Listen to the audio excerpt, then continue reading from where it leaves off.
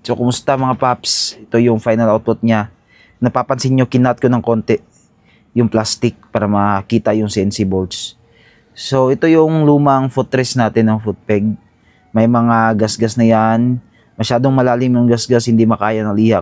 Kaya papalitan na lang natin. So, ito yun sa kabila. Mga bakas ng kahapon. Yung mga gasgas kasi almost 8 years na yung motor natin. Hindi pa natin yan napapalitan. Tsaka pipinturahan natin yung bakal na kinakalawang na. So, ito yung papalit natin. Legit Moto.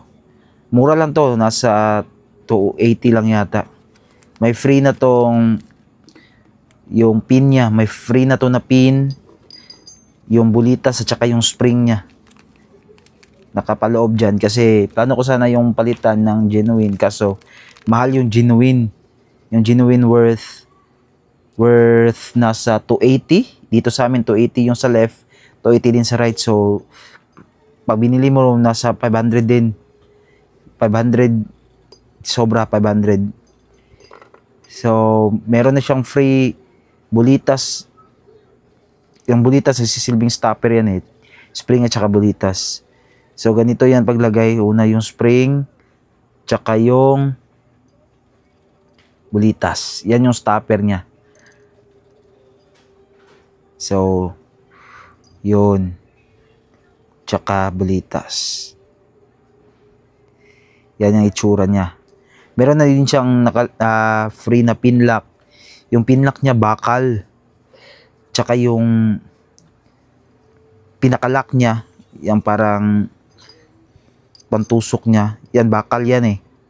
Alo yung pinaka foot peg niya, footrest, alo yan. Pero yung ano niya, yan, yung pin niya is bakal. So CNC yung gagamitin natin para iwas kalawang. So ito yung itsura nila. Yan. Mas mahaba yung free pero same lang yan. Kakasya pa rin yan.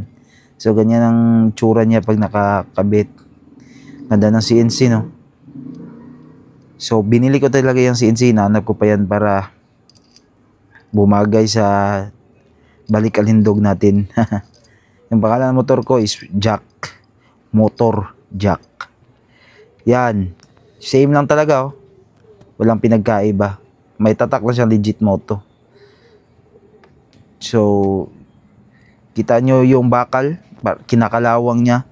So kinakalawang na yung bakal, so pipinturahan din natin yan. Yun, lumang-luma no. Same na same yan, walang pinagkaiba. Kaya plug and play lang yan. So tuturuan ko kayo kung paano i-kabit no. So una tanggalin natin yung pinaka-engine cover, may 3 screw dyan. Yung magkabilaan tinanggal ko na. Tapos may isa sa gitna yan. Screw lang yan.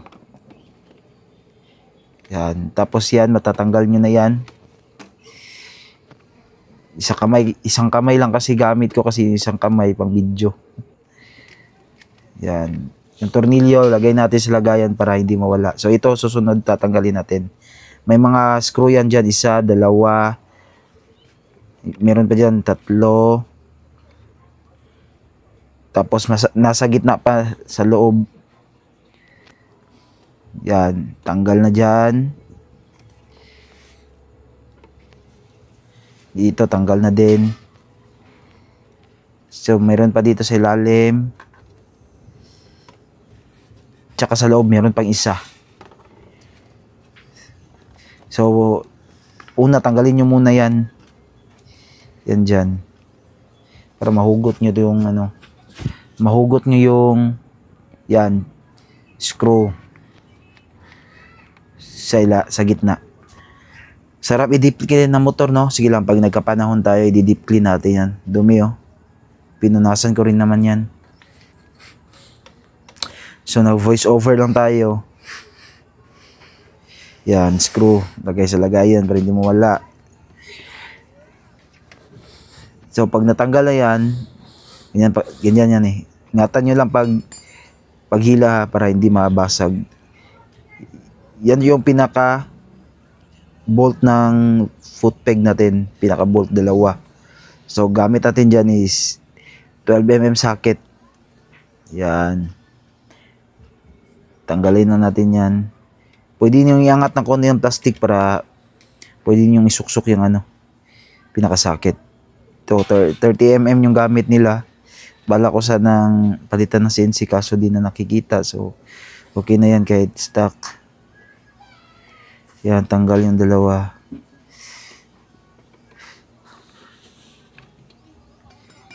Yan. Ito yun siya. Grabe, lumang-luma, no? So, hugasan natin yan at saka lilihain. Repaint na din natin. So, yan yung bolt niya. Sa kabila, same process pa rin. May mga bolts lang yan nila iilan. Dyan, dyan, dyan. Meron din dyan. Same lang sa kabila. Same proseso lang. So, natanggal nyo na. Tanggal ko na. So, kita nyo yan. May dalawang bolt pa rin dyan. So, ang problema dito, di natin masuksok, di natin maiangat konti yung plastic para masuksok yung socket. So, tanggalin na lang natin dito sa ilalim. Merong screw dyan sa ilalim. Yan. Isa, may screw dyan. Para maangat natin yung plastic ng konti ng may pasok lang natin yung yung socket 12mm. So yan, tanggalin na din natin yung sa footboard. Yan, tanggalin na din footboard. Or luwangan nyo lang, pero sa akin tinanggal ko yan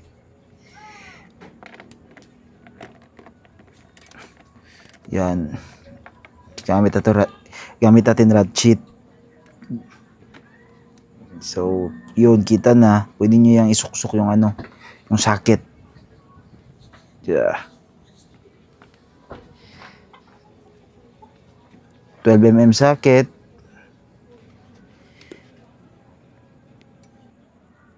Yan.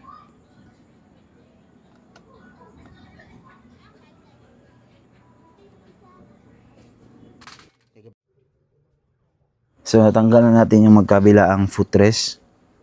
So, tatanggalin na natin yung pinaka footrest sa foot peg. Pwede nyo ring tanggalin yan habang nasa motor pa kaso tinanggal ko na lang dito. So, kuha kayo ng flat screw, ituwid lang natin yan ng yung dalawang magkabilang nakabaliko para mahila natin gamit yung plies.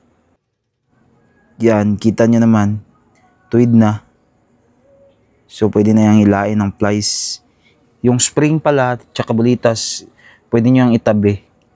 Lalo-lalo na yung spring. Kasi yung spring nito mas malambot kaysa yung kaysa yung bago. Kasi yung spring dito is nagamit na, so medyo malambot, mas madali siyang ipasok. Gagamitin natin dyan pa rin yung spring yan doon sa bago. Kasi kapag ginamit natin yung bago, okay naman, kaso napakatigas, baka mahirapan tayong ipasok. Ito yung pin nyo, pin lock bolt, pin lock. So yan, matatanggal na yan. Diyan yung pinakalock nya. Yun. May spring yan sa loob. Huwag nyong walain. Itago nyo lang. Yan. So natanggal na natin yung dalawa.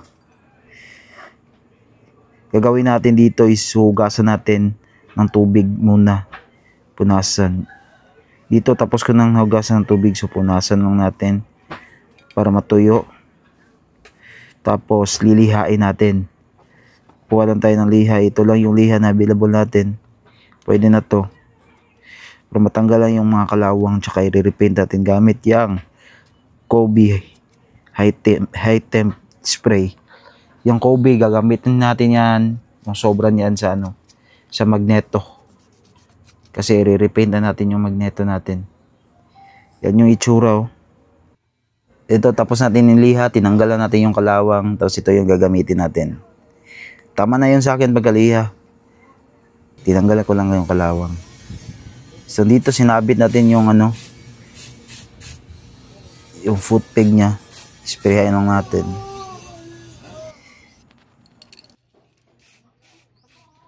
So dito, natuyo na yung dalawang patong ng high temp na spray. So isasabit na natin yung foot peg, no? Ay, foot rest, no? So dyan, ginamit ko yung lumang spring kaso napakatigas kaya binalik ko yung luma. Kasi di ko may pasok eh kung gagamitin ko yung bago. So binalik ko yung luma ng spring. Yan. Binalik ko lang yung panglock niya. Dito nagcut ako ng konting plastic para maging ganyan ang itsura niya. Kasi kung di ko ikakat yan, parang ang pangit naman hindi kita yung CNC. So nasa inyo pa rin yan kung papalitan nyo ng CNC. Sa akin kasi gusto kong palitan. So yan lang, sana nagustuhan nyo. Yung CNC pala na pinlock is pwede yun sa sa kahit anong Mio, gear, gravis, kahit anong Mio, basta same lang ng sukat. Okay, salamat.